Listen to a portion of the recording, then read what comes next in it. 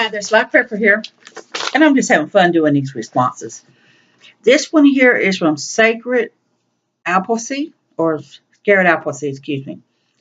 Now, I did a video in response to what Canadian Prepper was talking about, the older people versus the younger people, blah, blah. He did a recant video later because so many people was upset. But nonetheless, I was not pleased with it. But so, this one here, he talks about before the collapse, the elderly, hear this, hold groups together and helped their 36-year-old babies see how fast their 50th birthday come. Okay, so 36-year-old babies. You know what I'm talking about. You know who I'm talking about. Yep. Notice how the young preppers are already planning to turn on those around them. They are. Really, they are. They don't think about that one day they're going to wake up being in the same situation. And then when they get to that same situation, they're not going to want to be thrown out. They're not going to want to be eliminated. But it's hard for them to think like that when they're young. They forget. Now, unstable and undependable. Double-minded in all their ways. Now, not all young people are like that. Many of them are not. Some of them actually got some sense about them and knows the benefit of all ages. But there is a lot out there that still has that attitude. You know, when I was young, I couldn't imagine someone being 40 years old. I mean, I'm like 10 years old, and I'm sitting there thinking about a 40-year-old being ancient. But when you get to be 40 years old, there's a big difference on it. When you got someone that's in their 80s calls you a young person, you don't think of yourself as a young person when you're on up in age. But to them, you're a young person. So it is a matter of the time. Holding a group together requires finding values and members of that group. Values. All members are not just the fastest 3 members and dismiss the rest. Times have changed a lot. And you'll see, you hear the just little children that are foul-mouthed, cussing, swearing, and everything. And if you'll hear the parents doing the same thing. It's sad. I was taught you respect and you're careful what you say when you're in public. Now, when I sit down for a meal, I want to sit down and enjoy my meal. I don't want to hear a bunch of foul-mouthed people yakking. If you got to do it, talk quietly among them with the use of cell phones. The cell phones, they just talk loud. You can't help hear their life history. I was out one day for dinner, and this gentleman was telling the kid to set the F down. Shut up.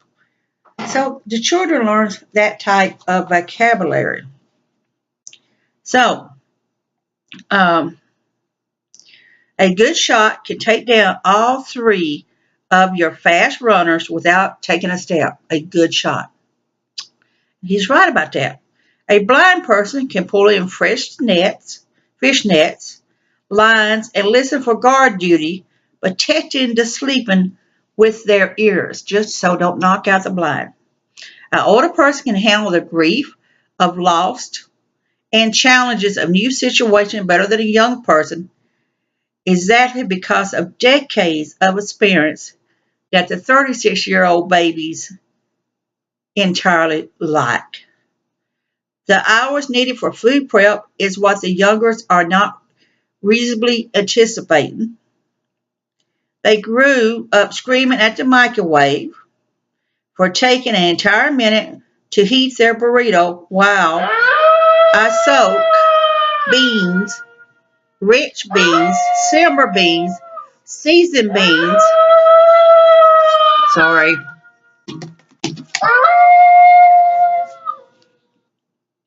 Sorry about that. That's my alert call.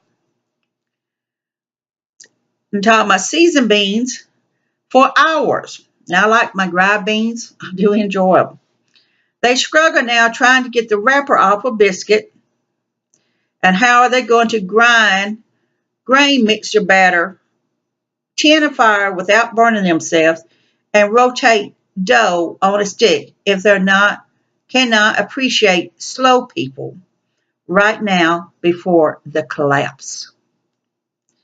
The dependable factor increases with age, and that's proven behavior over decades is most important to other members of the group. I may carry a half a bucket slower than others, but nothing but death will stop me from getting that half a bucket back to my children, while those who easily carry 2 buckets quickly avoid the responsibility and work of having a baby already before the collapse in the greatest era of ease, even known to humanity. They already whine it is too hard to reproduce at least 2 children per couple just to maintain, not grow our population. Many other people are not having children. Uh, as I was speaking about it, many of them's having them when they're much older. Many of them are not won't even have the one they got or the 2 they got. You're finding more and more of them are being put up for adoption.